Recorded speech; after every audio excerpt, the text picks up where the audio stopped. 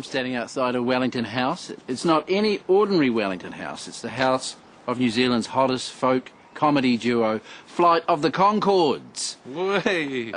And here they are. Hello. Hey, Richard. Hey, so how's it been going for you guys? Not too bad.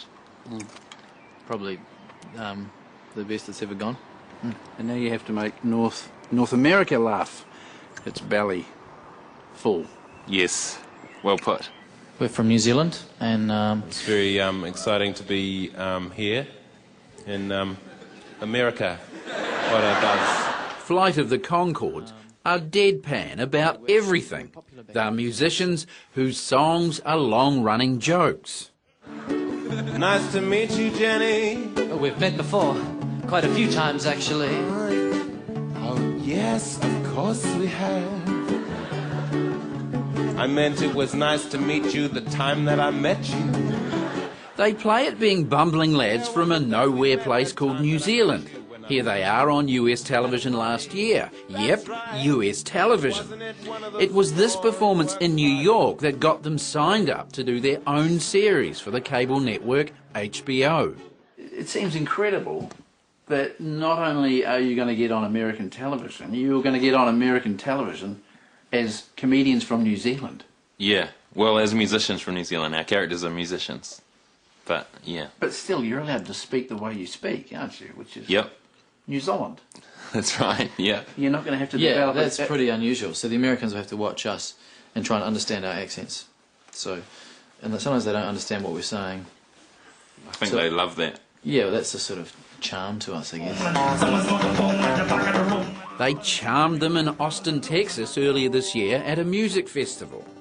And when Americans raved at them, the Conchords not so much curbed their enthusiasm as strained it through their teeth. In America, you're supposed to say, we're going to take over the world. I doubt We're going to own Comedy Central. Nah. No, that's not going to happen. Deadpan. Perfect situation, really. Come over to Texas, play in a tent. Most people aren't listening. Girls like the Conchords because they sing about being boys in need of girls. And when I saw you at my mate's place, I thought, what is she doing at my mate's place? You're so beautiful. You could be a waitress. You lead me into the bathroom, thank you. I'm gonna go brush our teeth. Nice and slow. Shika, shika, shika. You're already fighting off the women and you're not even trying. Yeah, as you can see, it's crazy here. It's woman-tastic down there. They're turning kids into slaves just to make cheaper sneakers. But what's the real cost? Because the sneakers don't seem that much cheaper. The Conchords became the Conchords by failing at acting. We never got on Short Street. I tried. I auditioned as I think as a doctor, or something like that, and never got anywhere. You'd be a good doctor, man. I could be a doctor, man. What was wrong with them? But now with that, but we sort of failed at that way, and so we decided to start a band, and then through starting the band, we've got a TV show, sort of in the reverse order. But of course they're still acting, just slightly. It's a little bit of acting as ourselves, I think. Yeah, it's a very blurry line. Like our characters, Brett and Jermaine, and are very loosely based on ourselves. But mine's a little bit ruder than I am, and Brett's Mine's slightly more naive. It's stupider than Brett really is. I'm not actually that stupid. Brett's wife is unable to have children because she's not a real woman. No, she's She's an imaginary person. And the kids take after her in that sense, but she... And now their downbeat characters are about to become the way millions of Americans see us. We'll become very, sort of could become quite iconic New Zealand characters in America, because there aren't any other New Zealand characters on American TV. Right, so you'll kind of be like the Crocodile Dundee. What he did for Australia, Yeah. you'll be doing it for A little, yeah, That's potentially, right, I'm yeah. afraid. I'm Yeah. sorry, New Zealand. Yeah. But, yeah, so you'd be pretty reflective of the modern New Zealand man, bloke, wouldn't you? You're about right, aren't you? Oh, maybe, I don't know. I'm not sure. Next thing you know, I'm down to just my socks. And when I'm down to just my socks, you know what time it is, girl. It's business time. It's business time. It's business. It's business time. You know when I'm down to my socks, it's time for business. That's why they call business. That's The Conchords certainly have to get down to business now, writing 12 episodes to be screened on US television next year. They got the contract after they made a pilot episode.